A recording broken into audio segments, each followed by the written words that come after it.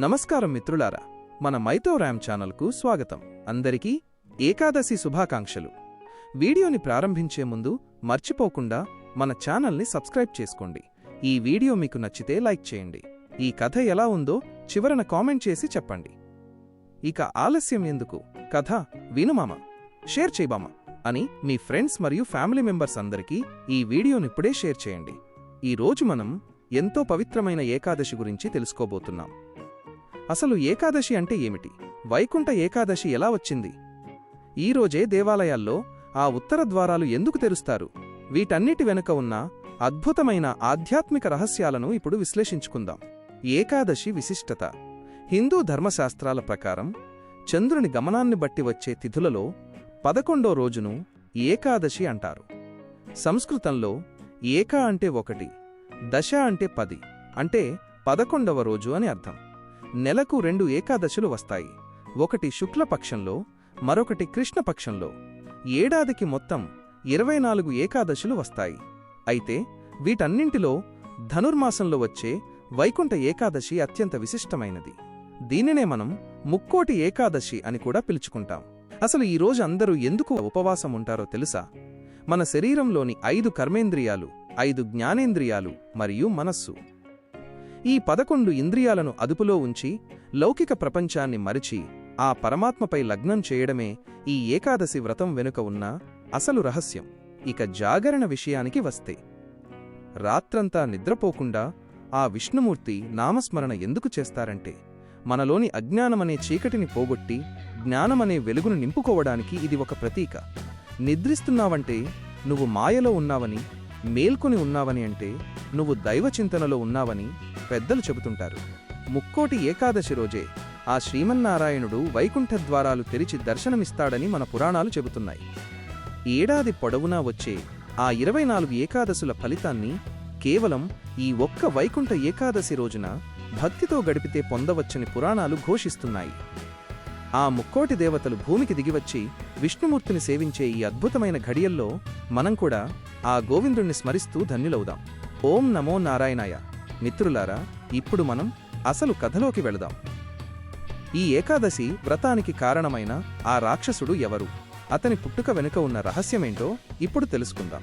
సృష్టికర్త అయిన బ్రహ్మదేవుని మానసపుత్రులలో ఒకరు కశ్యప ప్రజాపతి. ఈయన నుండే సమస్త జీవరాశి ఉద్భవించింది. కశ్యపుడికి అనేకమంది భార్యలు ఉండేవారు.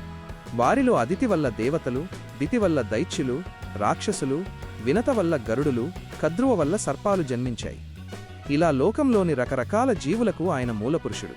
కశ్యప ప్రజాపతికి ధనువు అనే భార్య ద్వారా జన్మించిన కుమారుడే తాళజంగుడు. ఈయన చాలా పరాక్రమవంతుడు. తాళజంగుడికి చాలామంది భార్యలు ఉండేవారు. వారి ద్వారా అతనికి వందలాది మంది కుమారులు జన్మించారు.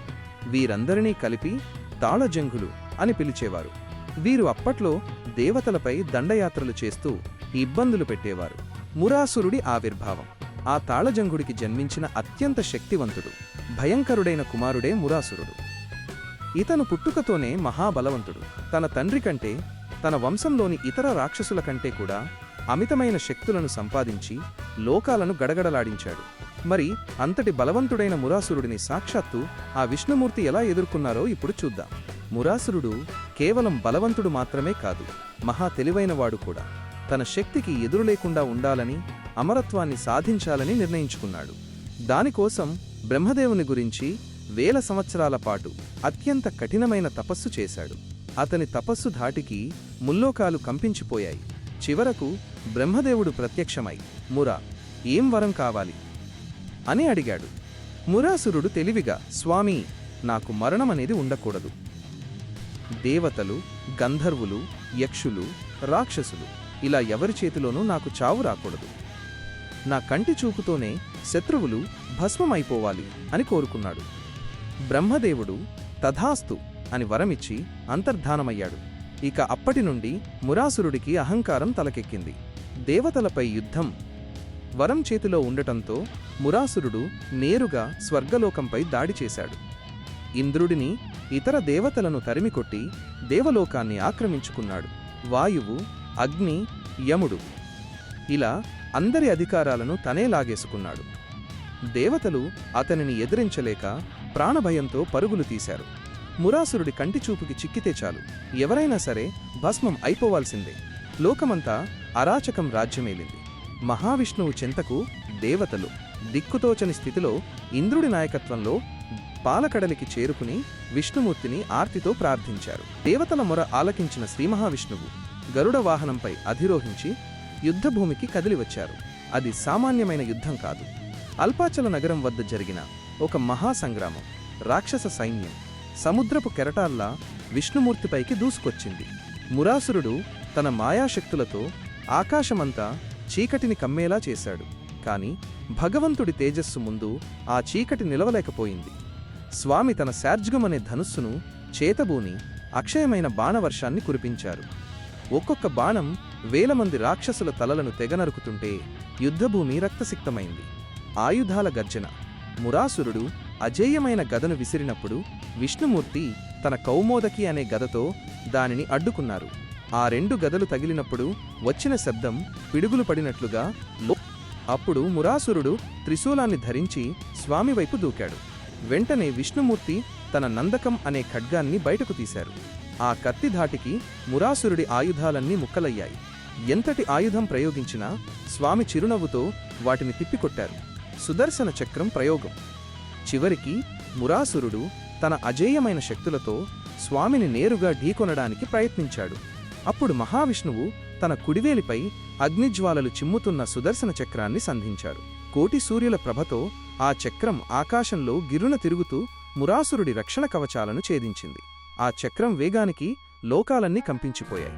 మురాసురుడికి ఉన్న వరాల ప్రభావం వల్ల ఆ యుద్ధం కొన్ని వేల సంవత్సరాల పాటు సాగింది.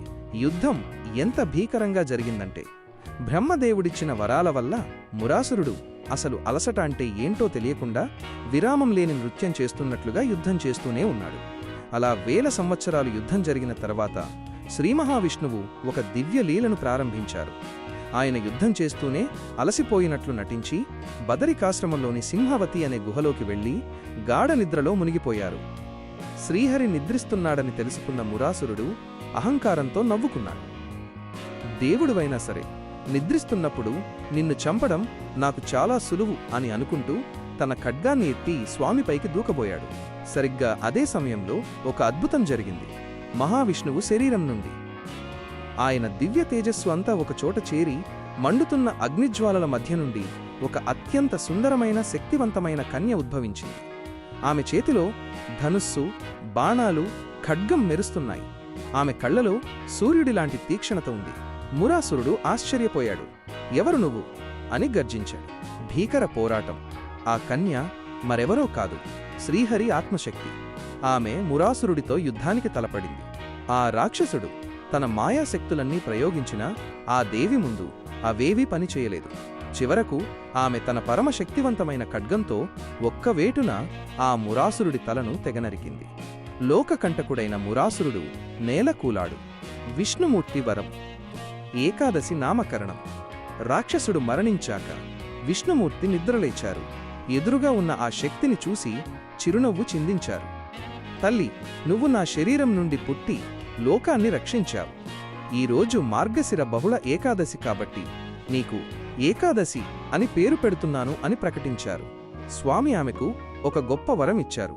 ఈ రోజున ఎవరైతే తమ ఇంద్రియాలను అదుపులో ఉంచుకుని ఉపవాసం ఉండి నిన్ను స్మరిస్తారో వారికి గత జన్మ పాపాలన్నీ తొలగిపోయి నేరుగా నా వైకుంఠ ప్రాప్తి కలుగుతుంది అని వరమిచ్చారు. చూసారా మిత్రులారా, ఒక రాక్షసుడిని సంహరించడానికి సాక్షాత్తు భగవంతుడి నుండి పుట్టిన శక్తే ఈ ఏకాదశి.